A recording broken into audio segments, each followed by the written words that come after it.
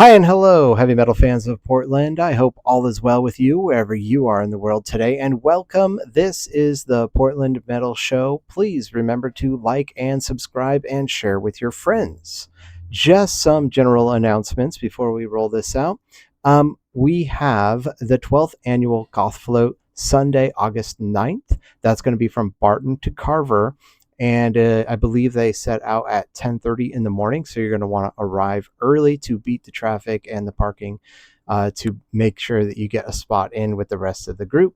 And it's going to be a great day. From there, Ensign Theorem with Firewind Saturday, September 26th at the Hawthorne Theater, and then Castle Rat with Portland's very own Unto Others Tuesday, October 6th at the Roseland Theater.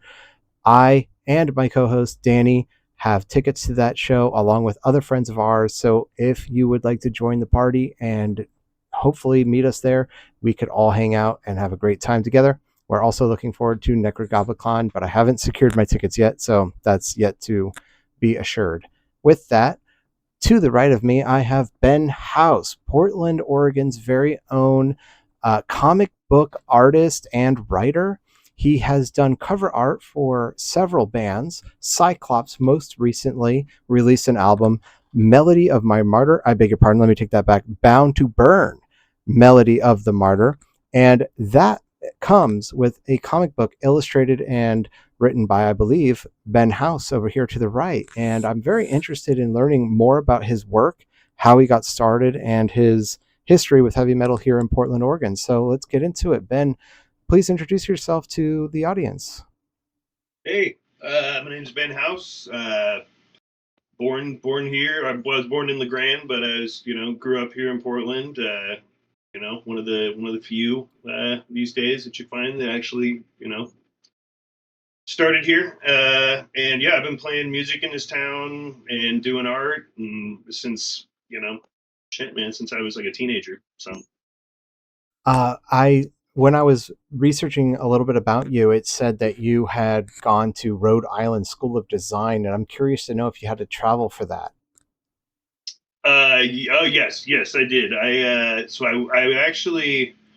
was going to Mount Hood Community College for like 4 or 5 years or something like that, and was taking a lot of did a lot of like my math and writing classes and stuff, and took like was always taking lots of life drawing and some printmaking and a few other things.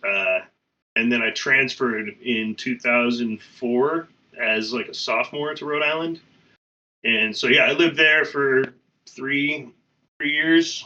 And I got my degree, and came back, and then I was here for like 6 months. Then I was in LA for a couple of years, and then ended up back here.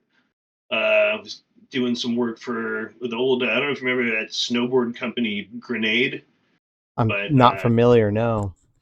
yeah, I do like snowboard gear and stuff. And so right when I got back to town, I was doing like shirt designs, and I had like a signature glove that came out with them and a couple other things, and just doing logos. I've done logos all over town, all sorts of stuff. So. So, what was that like for you having to go to Rhode Island? About how old were you when you did that? And was that a transit? Like you went all the way to the East Coast? Am I right about this? Oh yeah. I lived in Providence for 3 years. It was cool, man. It was a trip. It was like a.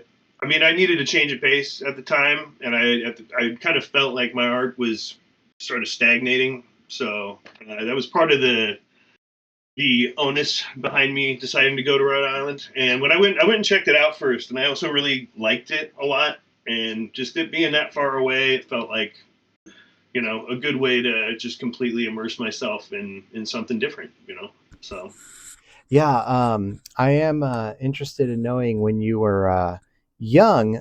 Obviously, you have a talent for art, drawing, and illustrations, and other things like that. And I'm just curious to know, like, about how old were you when you realized you really had a knack for this, and that it was going to be something big for you?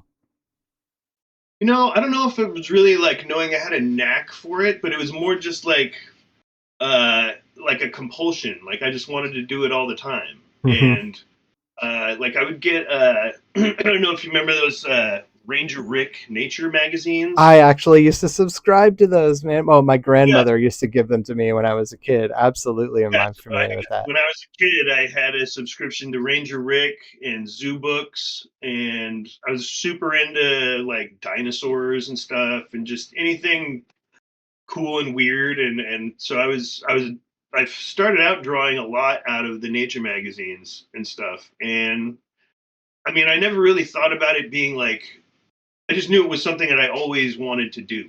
Hmm. And, you know, as I kept getting older, it was, I mean, it was obvious that I had like and some of it was just because all I did was draw. So naturally you're going to get better. So, but, it became very apparent to me that like it was something that really kind of, it's one of the only times my mind kind of slowed down and I could really focus on things. And like, this is the days before, like, I'm sure they would have just given me Ritalin fucking if I was drawing like 2 years Yep. later. But instead, my parents were just like, no, take them off sugar and keep them busy. So, What's really interesting to me is, I have a couple friends of mine who are in the art industry. They themselves are artists, and I knew them when they were young, and they always had a gift for art. But it blows me away to see how far their skills have developed, because it just amazes me that all the little tricks and little things that you can do to get the shading to pop, and these are all things that they just have locked in their brains. It just yeah, comes as second nature to them. It's like muscle memory. But these are yeah, things that had to be developed. This yeah. is took like serious labor and time to get this into their muscle memory. Hmm. And it's astounding, really. It's very impressive. It is certainly not something that just anybody is going to be able to pick up and start doing day one. It is a life No, of work, but right? I do contend that anybody can learn to draw.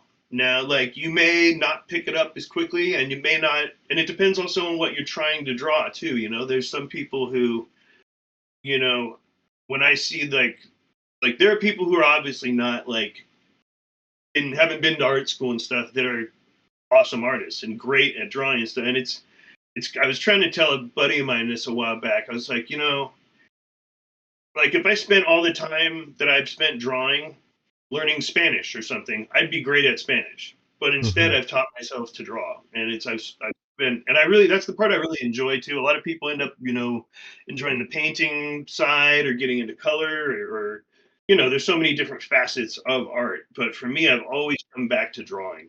I love drawing, and it's something that's always kind of centered me. And it's almost like I have to do it. Yeah. So, Yeah, I've had a tattoo or two. I beg your pardon, excuse me. I've had a few tattoos, and when I've talked to tattoo artists, one thing that I think about too is just the fact that for a tattoo artist, at least, they aren't necessarily drawing things that they want to be drawing per se. It's whatever the customer wants. And let me ask you this: in your line of work, having created your own comic book, written a story, and so on and so forth, you get to create that as you wish. But do you ever find yourself feeling the grind, if you will, of your job, doing things like, I've got to get this art drafted out, even though it's not stuff that you particularly enjoy or like to do, but it's, you know, getting your that's profile together? yeah, that's the Excuse me. game. When it comes to illustration, that's kind of the game. Especially, like, I mean, I do have a 9 to 5, but for a lot of many years, all I did was freelance. And like, it's you got to take the good with the bad there, and you get better also as you keep doing it. You get better at being able to know what questions to have for clients, how to kind of protect yourself from getting up in the weeds and getting lost in something, like, say, not pricing yourself out for as much as you should, because you Hmm. really want a Hmm. job, or there's all sorts of things you can do that really, I mean, it's kind of a trial. That's the thing about illustration and art in general. It's kind of hard to convey to people when they're first getting in, but it's really a trial by fire, man. Like, uh You get in, and I mean, I don't think I said no to an illustration job for at least a couple of years when I first started freelancing, and Hmm. wasn't because I wanted to do all this stuff that came my way, but it was just because I was terrified of not having work. Oh, I can So definitely appreciate that. Yeah, it's a struggle. yeah, and I mean, you're also trying to make a name for yourself in the process, right? So there's that yeah, too. and it's for a while there too, I was doing a lot of stuff that wasn't really things I wanted to do, and so I started realizing that if I was going to want to get to do, say, like band art stuff for bands and stuff for things like that, that I was going to have to kind of bite the bullet and just kind of put a bunch of stuff out. Like I started doing a shit ton of show flyers, and for a while I was just doing them for free, just because I wanted to people to see what I could do. So, that was my first kind of foray into doing stuff for the music scene, was doing flyers and stuff, and then from there, I was able to get some album covers, and doing stuff for the bands that I've been into also helped. So, Another thing I was curious to know is, as a comic book illustrator and writer as yourself, has being in Portland, Oregon been beneficial for you, considering the fact that Dark Horse Comics headquarters is located here, and that in itself is sort of has its own industry of, I imagine, other artists like yourself and story writers and things like that. There's sort of a networking hub, and I understand too. Leica Studios is here. There's a lot of production type people that are in the art world. Well, mhm. Portland is one of, I would say, perhaps one of the top artistic cities in the country, maybe one of the top five. But I'm not the one to speak on that. I'm no expert on the matter. But just curious to know, has Portland been beneficial for you in that regard? Just the networking aspect of it. Oh, 100%. Yeah. I mean, I think I heard something that next to New York City, Portland has more comic book artists and writers than anywhere else, in at least in the nation. So, and being from here too, I mean, I worked at Excalibur Comics kind of part time for over there on Hawthorne Yeah, for that's right. almost a decade. I worked there, and before that, that's where I went and got my comics at. So like, uh, but I was able to, like, when I was first doing the getting the first issue of Kentucky Samurai down, like I was able to kind of just run some of it by Brian Michael Bendis, or by Kurt Busiek, or guys that live in town that come get comics at Excalibur that I knew, and they knew I was working on stuff, and it's pretty cool. There's a lot of there's a guy in town named Tim Goodyear he does a lot of the helps organize the Frankenstein comic book swaps, and he was doing something called Vision Quest a while back, and he recently hosted like Creep Show at the Hollywood Oh, Theater. yes, I saw the flyers for Yeah, that. yeah. Tim Goodyear was a guy who helped kind of put that together and whatnot. He's a really great dude in town who through him I've met other people, and like through those guys actually was how I met the colorist for Kentucky Samurai, and a couple of working at Excalibur is where I met because there's Kentucky Samurai has the main writer is a guy named Barry Winfield, and he's Hmm. the one who came to me with the idea. Oh, okay. So, but as a comic artist too, you always end up like you kind of end up putting on both hats, writer and artist. It's just because it's just the nature of the beast. So, but I Uh, was really lucky because he came at me with a really awesome script that was like I could tell he spent time on, and like the people didn't seem kind of contrived or anything. Which as I got to know him, it's like, oh, these are based on some real people. So, I think that's really cool that you're working at Excalibur Comics, you love comic books, and you're meeting and seeing people that are the people that are creating this stuff. That's got to be like totally radical, man. I got that's to great. say, like, I can only imagine what it It's would be like. Well, and Portland's not a really. I mean, it's small enough that like you know you'll see the once you get to know those guys, you'll see them. Or like I see David Walker, he's one of the other writers in town. He wrote like bunch of Luke Cage, and he's written some awesome stuff. I see him at the grocery store down on the Fred Meyer and Gleason sometimes, like this town's full of people, and everybody's really, once you get to know people, they're very forthcoming and really, I mean, I'm it's still not an easy job in art. I think comics is probably one of the hardest jobs you can find, just because it's so labor intensive. But especially compared to what the pay is and everything. But when it comes down to it, I really like telling stories. So, I wish I was the comic book geek that you are, or the people that you associate with are. I'm sure they are just. I know how deep that fandom gets. But what I can speak to is when I was a kid, myself and my ragtag group of pals, we would read Chaos comics. We were super big into Lady Death. We were super big into Purgatory, and being like teenage boys, the illustrations were like alluring for sure. Like super scantily clad, way sexy women. We're just like, this is, and they're like killing people, and there's blood and guts everywhere. Super radical. And Evil Ernie. Oh gosh, this is gonna get me. There is I think it was Iced Earth. Yeah. Iced Earth had comic book cover art from Chaos Comics. And they also had Spawn too. Okay, so additionally to, you spoke a little bit to Creepshow. Over to the left of my computer, I have like a bookshelf. I like to read like biographies of artists or find out what their inspirations are, just learn about what they did. Some of the books that I have the art book for um, Tim Jacobus, who used to do the cover art for Goosebumps, which when I was a kid, my grandmother subscribed me to Ranger Rick. She also subscribed me to Goosebumps, so I'd get that in the mail every time there was a new issue. And I fell in love with the artwork. The books were trash, but the artwork was really radical and cool. And I read his art book. It's really fascinating to read some of the experiences of like deadlines, some of the books that he was trying to make art for. He was like down to the last minute trying to get those things in the mail in time. yeah. Some of them he did not make the deadline. There's a couple Goosebumps books that they had to use a different artist for. I also have Patrick, I want to say his name is Patrick Nagel. He's kind of been popularized recently for his artwork in beauty salons. A lot of his poster art Oh is yeah, in, yeah. I know right, who you're talking yeah. about.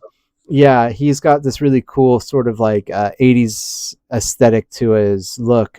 Really cool. Yeah, super stylized and lots of sharp lines and stuff. Yeah, I Yeah, think I know who. Art Deco esque. Yeah, very cool. And I have too, because you mentioned Creepshow. I have on my shelf here. I have the DVD series for Tales from the Crypt, and even though I have yet to complete the entire series, I did watch the documentaries that came with those. And there was a really interesting tidbit in one of the documentaries for that show, speaking to this book called gosh darn it.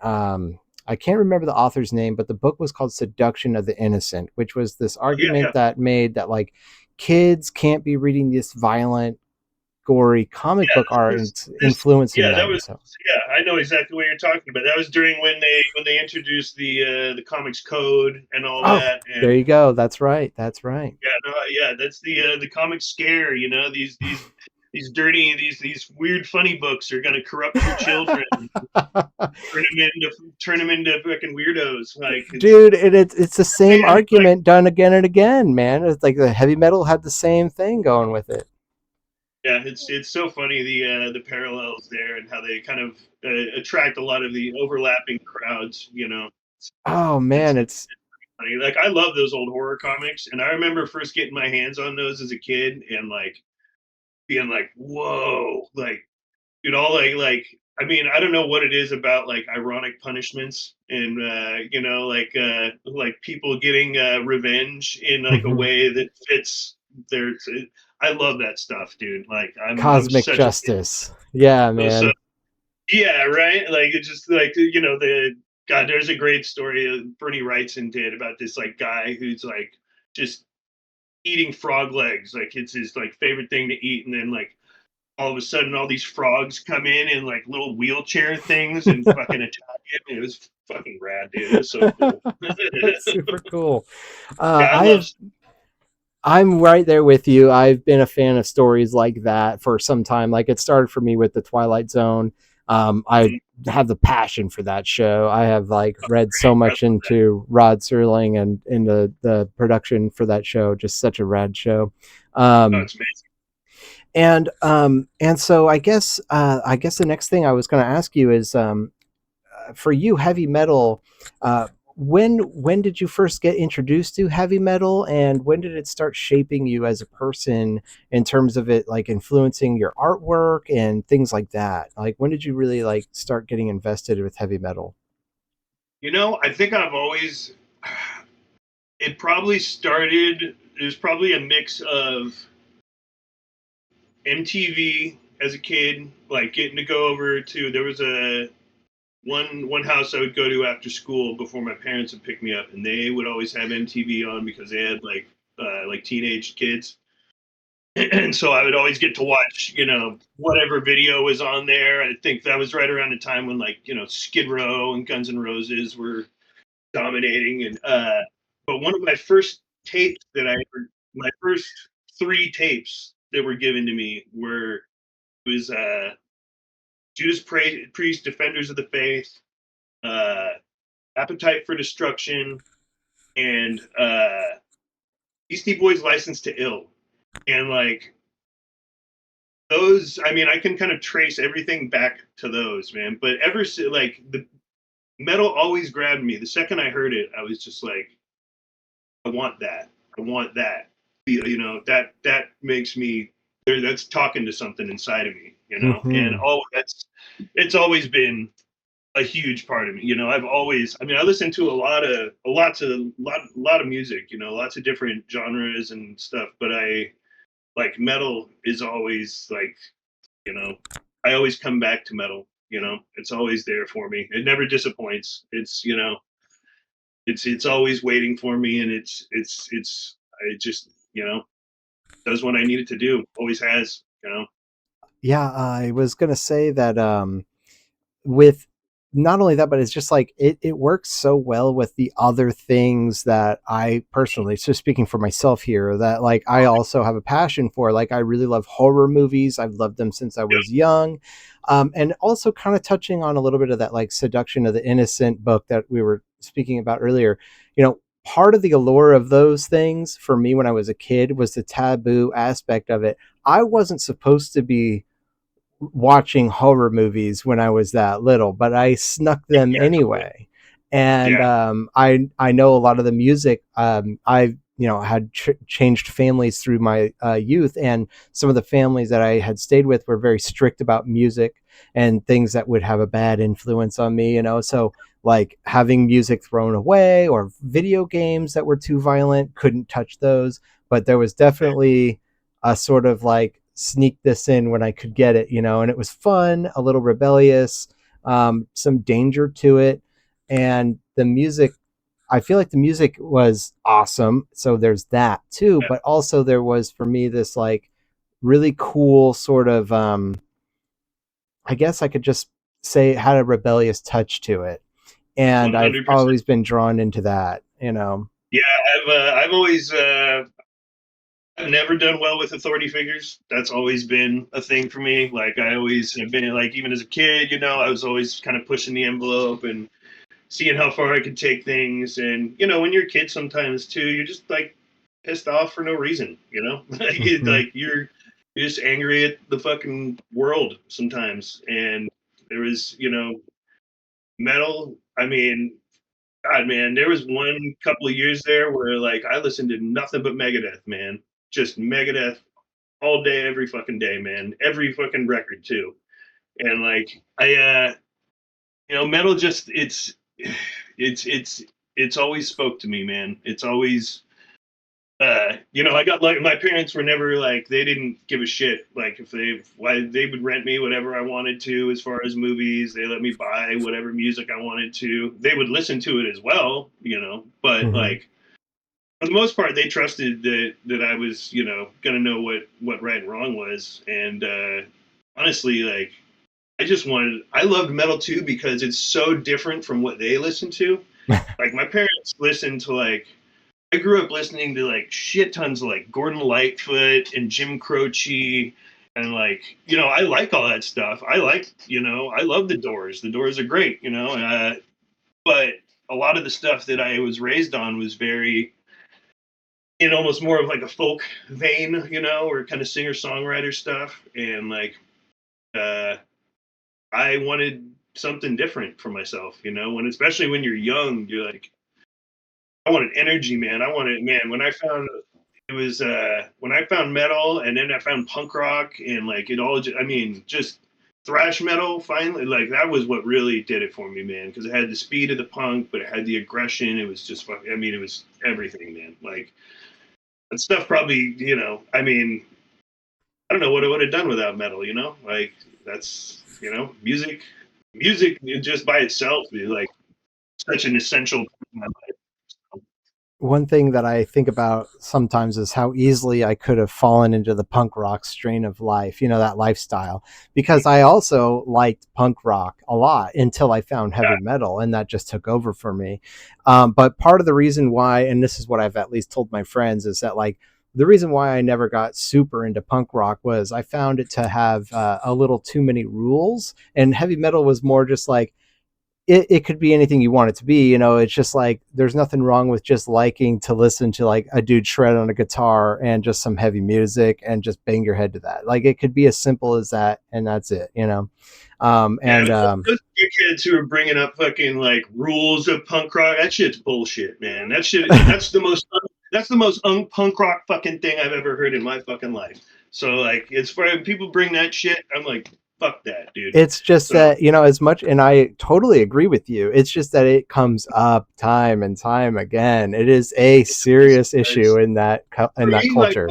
I never really saw like a big distinction. Like I never saw why there had to be like a separation or like like I always fucking I didn't grow my hair out till after high school because I was a swimmer and I hate wearing fucking swim caps yet. But the second I quit swimming, the first thing I did was fucking grow out my hair. And it's like it's kind of funny that like that's like a no in punk rock because like nobody ever told me that. And I don't give a shit, dude. Like I'll fucking go to the Suicidal Tendency show with long fucking hair. I don't care. It's like I thought that was such a silly thing to divide people when we probably agree on a whole lot of shit. Like Yeah, it seemed like absolutely. such a waste of fucking time, man. So I just don't pay attention to that shit. And like like when people are making like I was just talking to a buddy about this. He was because he's making a new battle vest, right? Hmm. And he was like, "Well, I wanted this is going to be just my black metal vest." And I'm like, "That's cool, man." Like, and then he was looking at mine, and like I've got all kinds of shit on one. A couple, I've got like 3 vests with all sorts of different shit on them. And he was like, "How come you got?" And I was like, "Because I don't care, man. It's about what I like." Hmm. You know, Hmm. well, I put on the best shit that I fucking like, and the last thing I'm thinking about is what some fucking douchebag is going to think about fucking whether these go together or whatever, because it doesn't Yeah, fucking matter. It's fucking me, man. absolutely. And like, Yeah. part of that too is part of that too is because I got really into Danzig when I was in like a freshman in high school. I got into the Misfits, and that was when like Thrall Demon Sweat Live came out, that Hmm. Mother video and shit, and like I was all about Danzig, and then somebody was like, "Hey man, check out the Misfits." And at first I didn't get it. I was like, what the fuck is this? And then all of a sudden something like clicked and I went fucking just down the Danzig rabbit hole for like, a couple of years there, man. It was like, and so that was part of the reason that I was like, well, with Danzig, I get punk and I get metal. I can do Yeah. both. He does both. He's done both. So why can't fucking anybody else? And that's so I've never I don't adhere to any of that shit. If it's cool, I like it. You know. Danzig also has a deep vein. He's very much a comic book geek as well. He loves Big Wolverine and stuff like that. And I've watched his interviews talk about various comic books that has influenced him as well as an artist. big And time. his logo even comes from a comic book, if I'm not mistaken. It's done by Simon Bisley. One of the fucking guy created Lobo. Like that's Oh, fucking no way! I didn't know that. Yeah, Simon Bisley does a lot of his cover art. He Oh, did the cover art for Thrall Demon Sweat Live, and right. oh man, what was the other one? He's also done. I know that Danzig like owns like actual like original works from Simon Bisley and stuff like that. So it's Okay. yeah, he's always been a big. I think he had Bill Sienkiewicz do a cover of one of his albums as well. I think it was Kiss the Skull. Uh, but yeah, he's a huge comic fan and is always working with comic artists and So, makes his when you were getting started with your career as an artist, you were obviously doing I imagine, freelance work, working with businesses and so on. yeah. And so you said that you began with doing like flyers and stuff like that, just to get the image out there, who you are, that you're somebody that can. Oh, okay. So I think I was in the middle of saying that, Flyers. right, you were working with flyers and you're Mhm. getting your image out there so people can see what you are or what you make and your style and who you are. Mhm. When did you start getting your shoulder tapped for making album art? Was that people reaching out to you, or were you reaching out to them? Does this have anything to do with the record label itself, or how does that work exactly? If you don't mind breaking that down. It's mostly just people working at like reaching out to me, like seeing shirt designs I did, or because I also did a lot of shirt designs, uh, shirt stuff, some of the stuff I did for my own band. Uh, uh, but mostly it's people just reaching out to me and being like, "Hey, I saw this," or I'd talk to them at a show or something. We'd play with a band and we'd be setting up merch, and I'd be like, they'd say, "Hey, that's cool," and I'd be like, "Yeah, I did that." And they'd be like, "Oh, sweet. Well, I hit you." I think that's how I recently did an album cover for Atomic Terror, Acts of Violence, which recently came out, and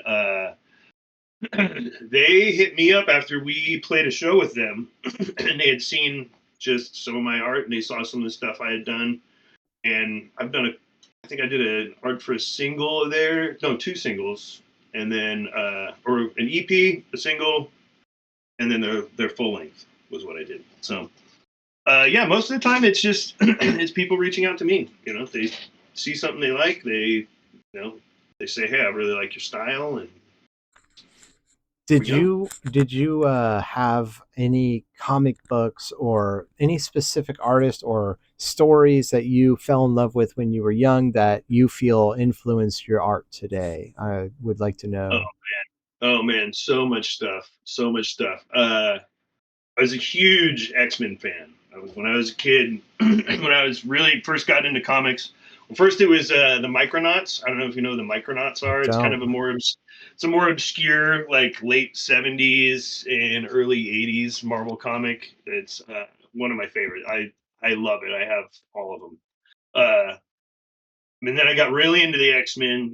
As a little kid, like Wolverine is probably the coolest dude ever. Like him and Nightcrawler. Like there's something about the X-Men that I really loved, and like I was never an Avengers fan really. It just seemed like wasn't that cool, Mhm. Except for I've When always liked Captain America. I've always liked Captain America because I started reading Captain America when Mike Zeck was drawing it, and Mike Zeck is one of my favorite artists. Man, he's a great comic book artist, and there's this whole and they've made it into you've seen it on the screen now, but the whole story of them taking away the suit from Steve Rogers because he didn't want to fucking be like a puppet for the government, Mhm. and so they strip him of the Captain America suit, and then they put it on this guy John Walker who's like a psycho, and ends up going and murdering a bunch of people like in the suit, and it was just such a great storyline that I became a huge Captain America fan after that. But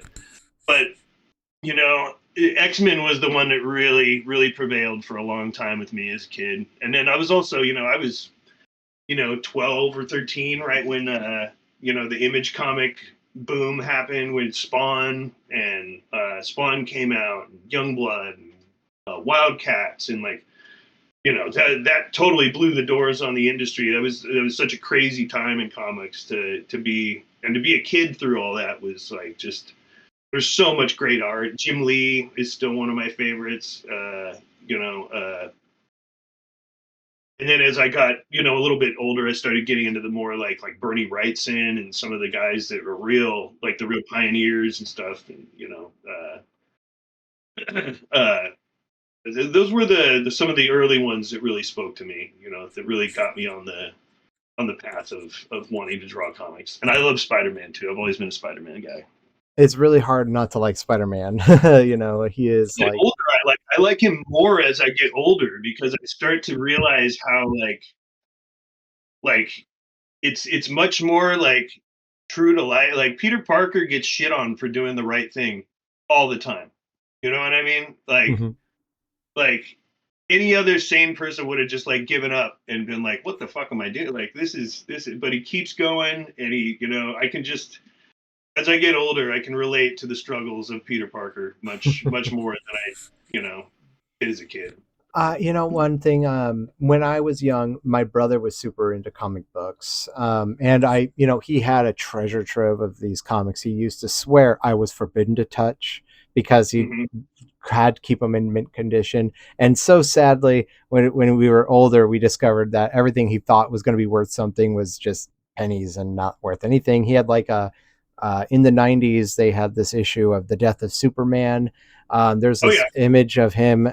I believe if my mind is conjuring this cover art of like black blood all over his body.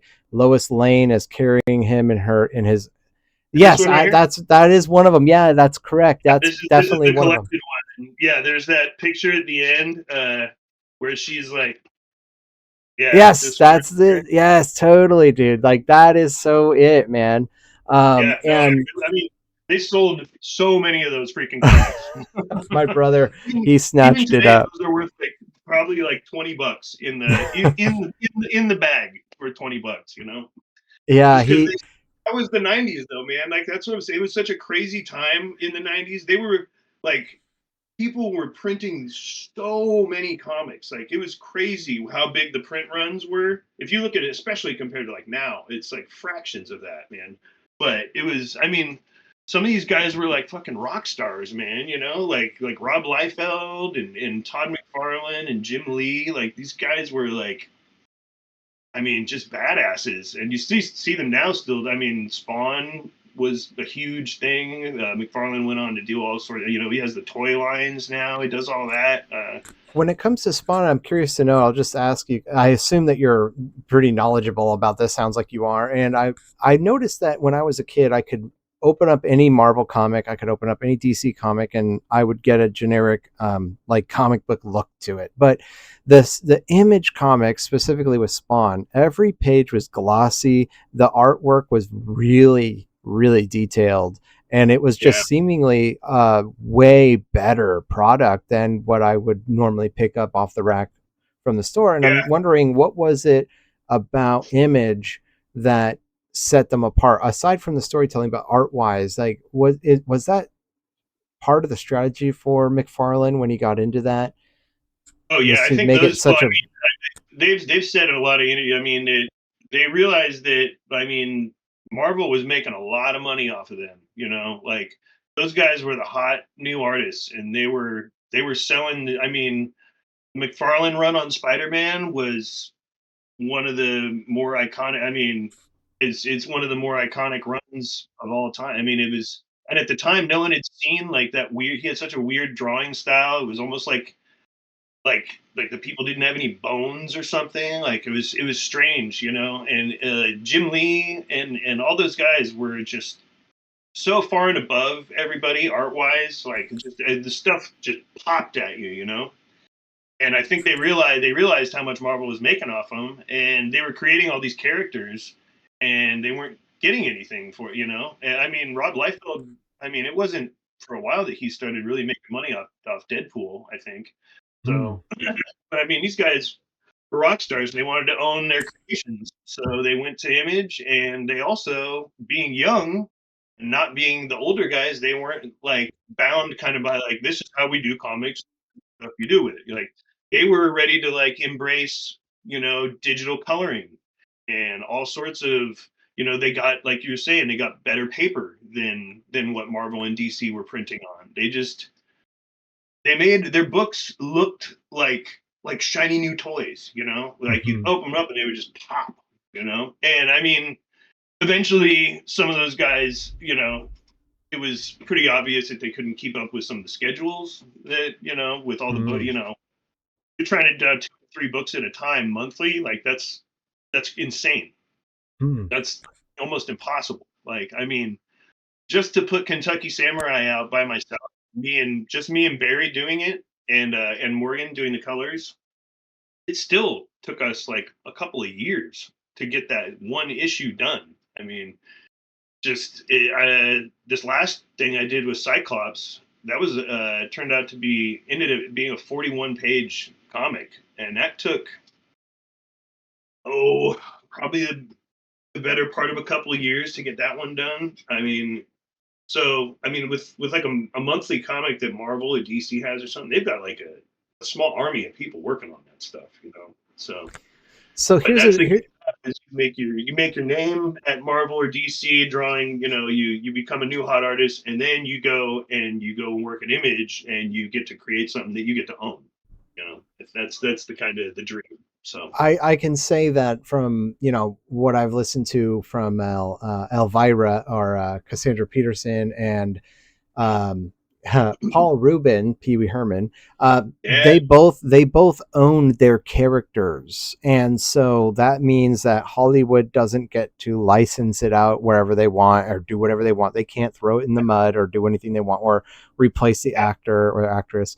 And so I'm wondering if the same is true for like Spawn. Like Todd McFarlane Oh, owns that 100%. character. He gets to do what he wants with that Yep. guy. That was the whole thing, was they wanted to create characters that they owned and got to control, because that's the other thing is when they left when you if you leave Marvel or DC, they can do whatever they want with your character. And there's some characters, I can't think of any right off the top of my head, but there's some characters that they've really just done insane stuff with. Like, actually, I can think of one. The Neil Gaiman created Black Orchid. I don't know if you remember that book.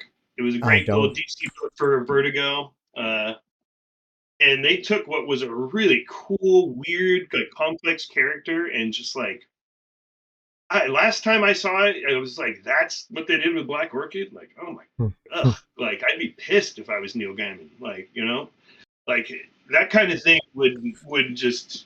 I feel like as an artist, there's only so much of that you can take. So some people are probably fine with it, but I think the people who are really like kind of need to keep creating, eventually they're going to want to have control over things, and that's how most, especially people who are really top their field, that's, they want to be in control. When you were working with Cyclops, you said it took almost 2 years, and I'm wondering if you had, when you're collaborating with them and you're making this comic book, and because I haven't listened to the album, I don't know if the album is, I'm imagining it works with the comic book and Oh yeah, informs a all the story. track numbers correspond to pages, so it's Okay. like it goes with the story. So this had to have been a very, like, you guys had to have been brainstorming together a lot to make sure that the comic book matched with the music. And what can you describe a little bit of what that process would have looked like, just for some people who would be curious to learn more about this type of stuff? Totally. It was extremely collaborative, and my like hats off to them. They were really really receptive to the process and my suggestions and whatnot. Just because it was their first time, so they had really no idea what to expect. So, but we worked really well together. They were, like I said, when I had ideas, I would be like, "Hey, let's do this here," or I was thinking of this here, and here's why I'm thinking that. And they were always right, very very gracious about that. But at the same time, they were also very specific about what they wanted, and where the story had to go, and if something needed to be different, they were very vocal about that, which was also good. When you're working collaboratively, you got to be vocal with what you want. So, Yeah, you can't make anything that's going to break your art. Like we want it to be like this. This is what we've already written, and also there's only, I imagine, so many things you can do with the art itself. Like if you Yeah. say this isn't something that can be written or drawn or something like that, you go back to the writing board and try to come up with some new lyrics that could match this. I don't know what Yeah. that could look like. What a lot of like the way that we did it was because they didn't have anything but like, they had a story. They were like, here's the story. Here's what happens. This is what we have. What do you do? And so I kind of took what they I wrote down everything they told me, this story, how it works, and I originally plotted out 16 pages for them. Uh just because I wasn't sure, first of all, if they were going to be able to pay my page rate and, be able to, I mean, it adds up pretty quick, so and Hmm. Hmm. that's another thing with working with bands, you got to be cognizant of their budgets because a lot of times bands don't have money. Hmm. So but they were super cool about everything, and once I gave them the 16 pages and they kind of looked through it, and then they would come back to me and be like, okay, well, this needs to be bigger, and we want to add this in here, and we want this and this, and so we kind of pieced it together like that. And then once I had the full, probably 90% of it all plotted out, and we agreed on everything, and because I'll do uh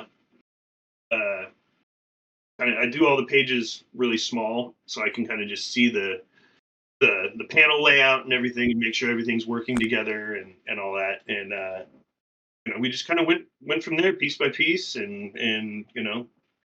ended, like I said, it ended at 41 pages, which was by far the longest thing I've done. So and then uh after that, and then I also did all the graphic design for everything on there too, so that took some time. But it comics are a really labor intensive process, but it can be really fun being collaborative. I mean, like there was one point, like there's a part where the character gets is like hallucinating and stuff, and I was like, hey man, wouldn't it be cool if like at this point you have to like spin the book around and then read it like backwards for a couple of pages before the person comes out of it, and like it might be a little confusing at first, but it's supposed to be. But like then you're confused and the person's confused, the character, so you're kind of in there with them. And they were like, "Sounds great, let's do it." And it ended up turning out really cool, and it looked great. So yeah, it was fun to work with them, and but it's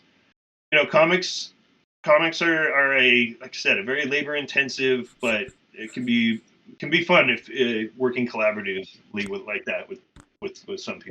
So Well, I can tell you, just like having had this conversation with you and learning about this, like I am very interested in picking up this album. I got to listen to it. I got to it's read the great. comic. So I'm I definitely was going to be super. doing that. Yeah, it's like a 33-minute piece of music that all kind of, I mean, it all goes as it's pretty cool, man. And they're all very like tech savvy dudes too. So like you can read it, you can either get a physical copy of the comic or you can read it online too. Like they've got an online one that you can check out. So it's Uh, it's, it's pretty cool, man. and through your just to sort of shift gears a little bit here, I'm curious to know if you have a favorite venue here in Portland, Oregon that you like to see concerts at, and if you have any particular show that stands out to you as a real special memory, a real special band that maybe you wanted to see that you finally got to see, anything like that stands out to you as like a real awesome experience live that you maybe a band that you always love to see if you can when they come through. Sure, I always try to see Creator when they come through. I love Creator. The only time I haven't gone to see Creator when they come to town is for a while there they would always play the Hawthorne Theater, and like Hawthorne Theater's gotten better, but there was a few years there where I was like, I'm not going to that place if it's packed because I could like trying to get a drink or go to the bathroom was just a Yeah. frigging nightmare. It was an absolute nightmare. It's gotten better, so I don't mind the Hawthorne Theater as much anymore. But I do really like the Star Theater. I think the Star Theater is such a cool venue. Uh, I went and saw. Have you ever been to the Metal Mania wrestling shows that they have here in town? I've not seen Metal Mania, but I have seen there was I can't remember the name. It's like Portland Wrestling or something like that. And I have seen some of those. I got to see Gangrel at one of them even. That was pretty rad. That's right. I saw that he was in it. So I also like love pro wrestling too. I'm a Oh, huge pro killer. wrestler. So like I'm always watching that stuff. Except for I stopped watching WWE for a little bit right now just because they were doing some things I wasn't liking. But I still watch a lot of AEW and TNA and some New Japan Pro Wrestling when I can. So I okay. So for me, I one of the things I will always say is, I don't like to yuck anyone's yum when they like something that maybe I don't like. And I totally. also always will say this too. I'm like, listen, I'm not the person who should speak to this because I like the Insane Clown Posse, and I know how hated they are, and I know that they are not good. I know this. I just Of like course, it, so I well, like it. that's fun. And You know what? They get one of the best interviews I've ever seen when they were on Loveline back in the day. they're so funny, man. They cracked me the fuck up, man. That They was so they are so funny. dude. So And they also have their own wrestling circuit. And yes, when I was young, I bought their tapes, and they just are so funny, man. Their live commentary of the wrestling on set is so funny. I Um, believe it. I believe And it. so, what I was going to say is, when it comes to WWE, my favorite wrestler has been Goldust. And Yeah, I also will say this too. This is like my sort of like big controversial take. I love Vince McMahon. I think he is like the greatest, awesome, like best entertainer. He is I know he's a garbage human being. Let's forget he's a about terrible that. Like person. He's an the absolute terrible person. But he's a great like he's a great heel. Like watching so him and good. Stone Cold going. I mean, Stone Cold hitting him with the bedpan in the hospital was one of the coolest things I've ever seen, dude. Like I love to hate the guy. You know what I mean? Yes, Like he's a yes. garbage He's human. so good. His facial emotions are so Oh good, yeah, and like he's big heavy gulp when he'd be like, like get the yes, hell out of dude. here. Yeah, no, Oh I man, Vince is love rad. that stuff. I do know that he's like super. I definitely know that he is radioactive as hell. But I'm Oh, just it's saying that terrible. like It's on awful. in the ring, he is super entertaining, and also just the fact that for so long he was in control of the actual wrestling itself. So you're performing with him. There is a little bit of like, oh God, I hope I didn't screw this up. Right? Oh, and I've Because heard he some was really crazy stories. cutthroat. He was really cutthroat when he needed to be behind the Oh, just scenes. completely. Yeah. So he's awful, and like, but also like you hear stories about him. Like I heard a story that like one time he was at went out to the he was at like a strip club with all his wrestlers, and they were all drinking, and he had everybody, all of his wrestlers, give him their finishing move in the strip club because he was like, if I'm the boss, I should be able to take all your finishing. Like, what if? I mean, I can only imagine what that scene was like. It's insanity. That's part of what I love about wrestling is like just the lore of it, kind of the behind the scenes. This it's such a strange world that like you get to kind of only peek into, and I love it, man. It's such great theater. It fucking It cracks me really up. is, and it's so funny because the whole like I guess it's the stage and the scene is made. I always laughed at how no matter what city they were in, whenever they had an office setting where they're talking with the boss, there's always a desk in a room with a potted plant in the corner. And I'm like, so let me get this straight. They just have an office in every building in the city somewhere where they're doing business out of, like I guess doing pencil work at their desk or something, and they it's just a scene that they're setting up for the camera. And I just always thought that was a really funny sort of like part of the, I guess they call it kayfabe or something, but it's just really funny. Yeah, um no, it's great. I love that about wrestling. But to get back to what you were saying, those shows are really fun. Those Metal Mania shows have been. I love going to those recently. Um, one of my first metal show in town that I can think of was it was the summer. of 93,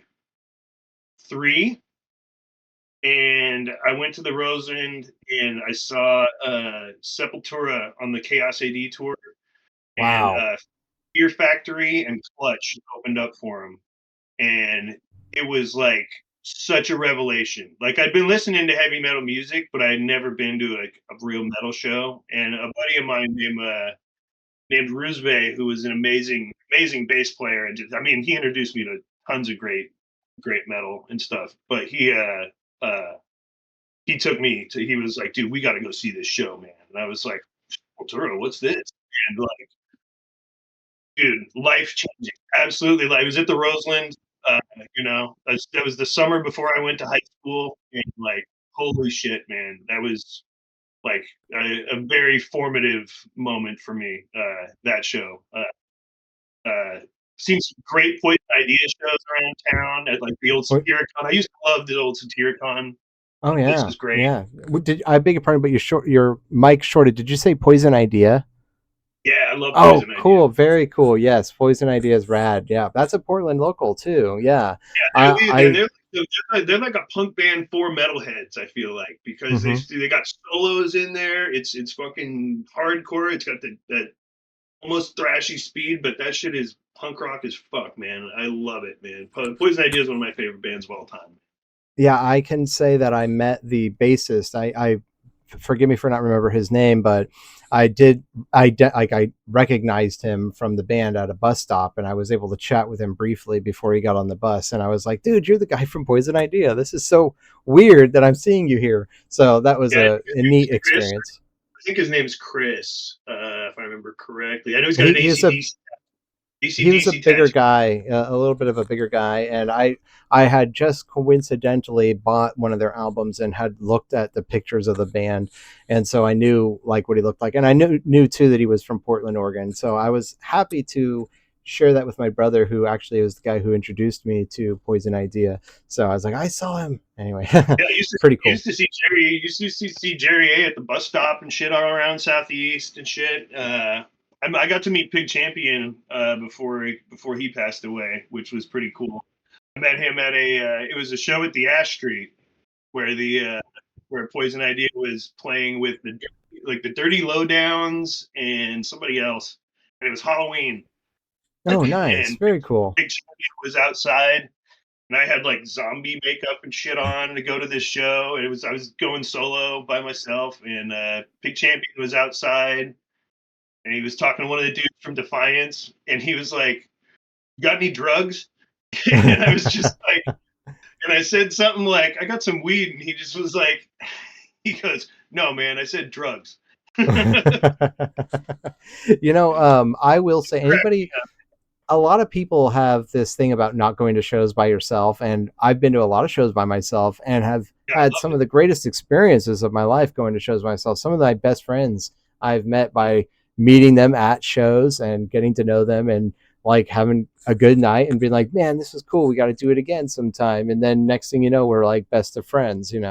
So I Yeah, would my buddy Rusbe was the one who showed me how to do a show, like how to do a proper show. Like after that Sepultura show, when it was done, I was like, "All right, let's go." And he was like, "No, man, wait." He like hung around and was like looking on the floor, and he found like a pick and a drumstick and like a shirt and stuff like that. He was like, "You always got to check the floor, man." And then he yeah. was like, and then afterwards, I was like, "Okay, so we're leaving." And he was like, "No, man, we got to go out to the back by where the tour buses are. We might be able to get some signatures or something, man." And so, like, he kind of showed me how to do a show by myself. And so, after that, anytime I go to shows, I'm always like, that's the thing. I'm like cruising around looking, see if I can get an autograph or something. I hanging out back by the bus to see if I can just like chat with somebody or something cool like that. Like I love that freedom of being by yourself, because sometimes you go to shows with people and like with other people, and like the show's over and they're like, oh, I'm hungry, I want to go home, and so I want to do this, and like so when I'm by myself, you have that freedom to really kind of like kind of just slip through the show and end up wherever you end up. It's kind of cool. I enjoy that. Absolutely. Yeah, I've some of the yeah, I know exactly what you're talking about. I've had some really cool experiences that would not have happened if I had gone with a group of friends. And there's another thing too, like I have way like a little bit of what you were describing. I have way more control of the environment. If I'm partying with friends, it's so drinking too much has been a thing. I'm much, I'm not nearly as much of a partier as I used to be, but there's been a That lot of shows I have lost because of being way too drunk. Just been like, oh, dude, I don't remember the last show. I don't remember anything. Any of the songs. I was way too gone. It's just because I was partying with friends, drinking way too much. But if I go by myself, I drink at my own pace and I'm enjoying myself. So yeah, it's a lot more self control in a certain sense of that. sure. Um, I also don't do like I don't go pit anymore. When I was a kid, when I was in my 20s and stuff, I would be in the pit the whole fucking show, man. Like just you know getting it out. It was it's like you said, it's the therapy, man. Like God, it feels so good after leaving there, just totally exhausted and sweaty, and it's just one of the best feelings when I was young. There was a time when I was going to like 3 and 4 shows a week all the time. Just constantly. So, my good uh, friend Danny, he's a co-host of this show, and he recently is now realizing that he's become a certain age that he's like, I'm seriously wondering if I should be going in the pit anymore because he's injured his legs so many times at this point that he's just like, maybe the age has just gotten to me and I can't do it, which is sad because I'm like, man, we destroy the pit, man. That's what we do, and it's so much fun. I'll But take a I couple of totally get it. laps. I'll take a couple of laps here and there, but I don't stick out there the same way I used to. I mean, like I said, I would be in the pit the whole show, man.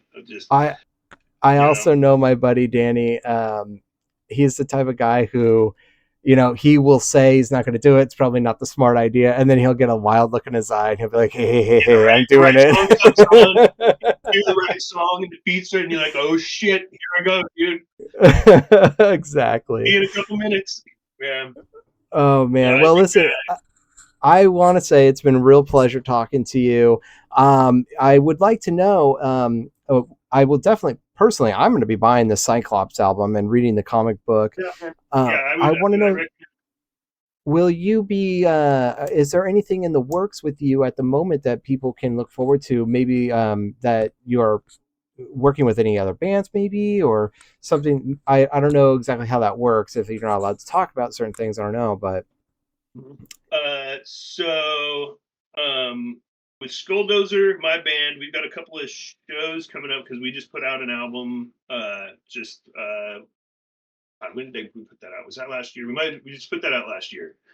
Uh, got a couple shows coming up. As far as projects I'm doing right now, I just started. I'm plotting out all the pages for the second issue of Kentucky Samurai because Barry and I think we landed at that is going to be a 6-issue miniseries by the time it's done, and then we'll probably try to get it collected into like a trade paperback. I might see if Floating World would be into publishing something like that.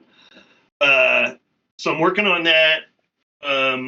Cyclops wants to do. They actually want this to be like a 3-part thing. So they're since that album just came out and they're doing shows on that. I'd imagine that before at least maybe by the end of the summer or before the end of the year, we'll start talking about the next part of the story. Um, so I know that's going to be in the works eventually, but I think Kentucky Samurai will be the first.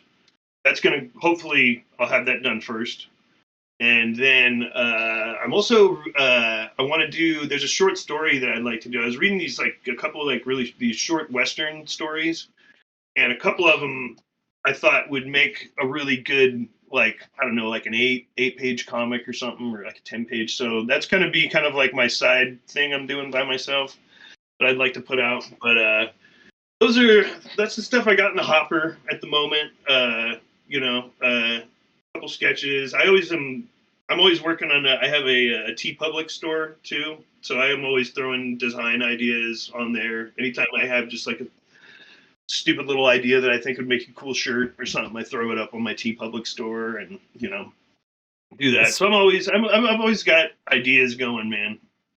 Speaking to that, I'm curious to know, is there any handles that you would like to share with the audience in case they're curious to know how to find your work, a website, an Instagram page, something like that. And I can, if you send them to me, I'll make sure to include every link in the description box below the video so they could just Oh, lickety cool. split, click to the link and get to where they need to Yeah, go. I've got a website. Well, actually, I need to update the website. I haven't put anything up there since like COVID, I think. So I Hmm. definitely need to put some of my newer works up on that. I do have an Instagram. I need to start posting more on there. I think I might just do it so that I do like every couple of months. I post a whole bunch of stuff. Uh, but I had to take that shit off my phone, man, because it was just toxic. I can't like social media drives me fucking crazy, but it's, I guess, a necessary part of being an artist at some point. So I need to get better at that though.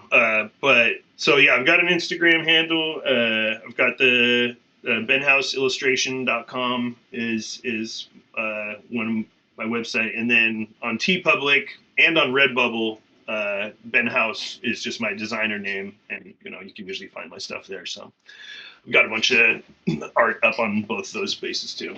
Most excellent. Awesome, man. Well, then, with that said, I just want to say thanks for doing this interview. I really appreciate it. And I definitely hope the best for you and in your work and your journey and your art. And can't wait to see what you got coming out next and everything that you do. And I hope that the listening audience finds you and checks you out and appreciates the stuff that you create. And so thank you for helping keep Portland metal as fuck, man. I mean, like one of the reasons why I like talking to artists like you is I genuinely believe that it's like the people like you that is like the fabric of the metal scene. It keeps it alive.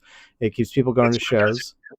it. Yeah, without the people, you have no without people, you have there's so many people in Portland that make the scene what it is, man. And it's and like Portland is such it's because of the size of it, like you get to know people quickly. If you're going to shows, you keep seeing the same people, and especially if you're playing in bands and stuff, like this town shrinks pretty quickly. So, uh, but there's a lot of really dedicated people here. There's always been dedicated people here to heavy music and the fucking metal, specifically. It's always there's always people here who've been wanting to push the envelope and do something a little weird and do stuff that's outside the box. And that's why I always end up back here, man. I've lived all over the place. I always end up back here. Well, thanks so much, man. I will say, for anybody who's watching this, please remember to like and subscribe, share with your friends, and definitely reach out to Ben House and take a look at everything he's got. So, with that said, thank you very much, and bye for now. You